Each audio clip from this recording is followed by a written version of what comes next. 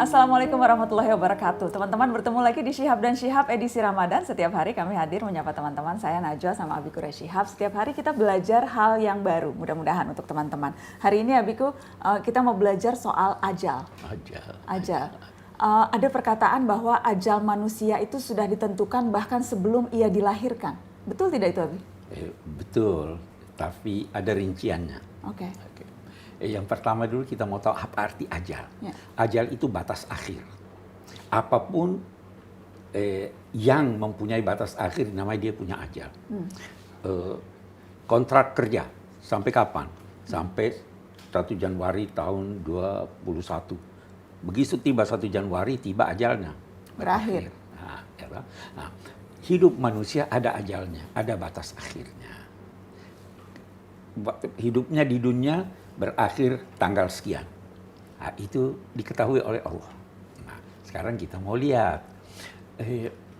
Ajal itu cuma 1 atau 2. Karena ada persoalan.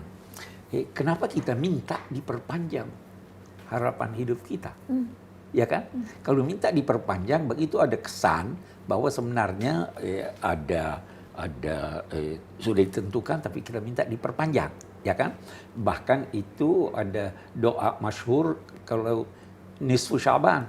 Ya Allah, kalau engkau tetapkan aku di Lauhul Mahfuz, di kitabmu berusia begini, mohon diperpanjang. Nah, jadi kalau demikian, bisa dikatakan ada 2 ajal manusia.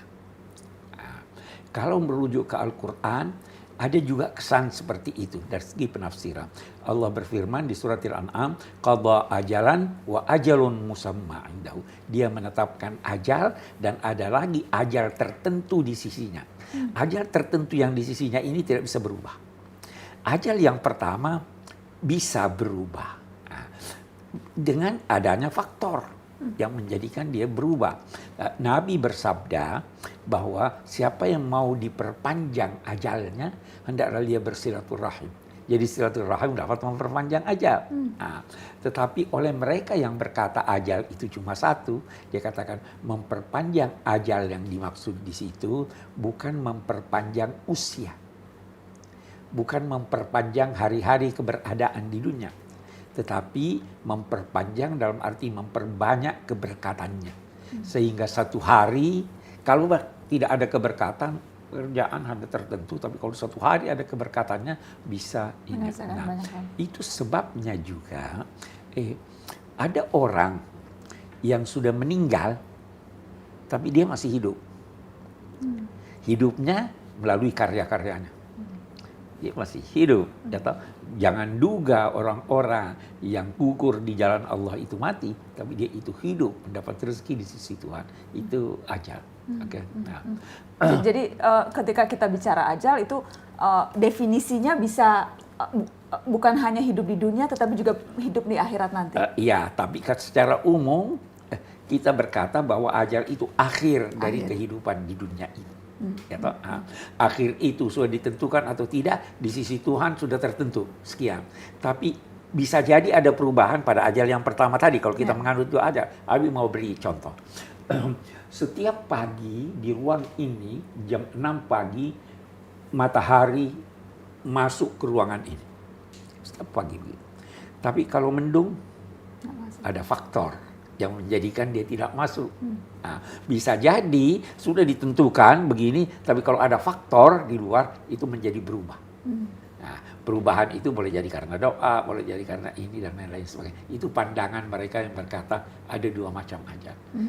Berarti kalau kita berdoa minta panjang umur, itu artinya untuk memperpanjang usia kita di dunia, dan sekaligus juga kita minta supaya ketika pun kita tidak di dunia, tapi keberkahan itu masih akan terus ada. Ya, itu bisa begitu. Bisa juga kita kalau memang kita nyatakan bahwa ajal itu kalau datang tidak bisa maju dan tidak bisa mundur, sehingga tidak bisa berubah, maka ketika kita minta diperpanjang usia, kita minta agar hidup kita ini panjang.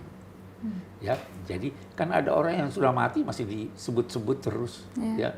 Itu melihat karyanya, melihat ininya begitu, itu ada. Nah, kita ingin betapapun kita ingin hidup kekal dalam 2 tanda petik. Karena hidup dalam bahasa agama itu ditandai oleh 3 hal. Yang pertama gerak, yang kedua tahu, yang ketiga rasa. Semut itu hidup, dia tahu dirinya, dia merasa, dia bergerak.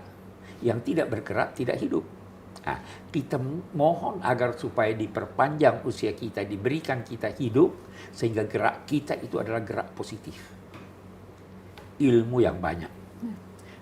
Apalagi namanya peka perasaan.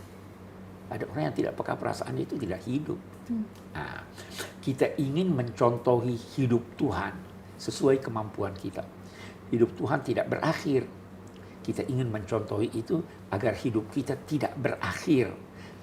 Tidak hanya mencapai seperti usia generasi kita, tapi kita ingin berlanjut, bahkan ingin hidup langgeng sampai ke hari kemudian kita ini. Nah, itu yang dimohonkan dalam hidup ini.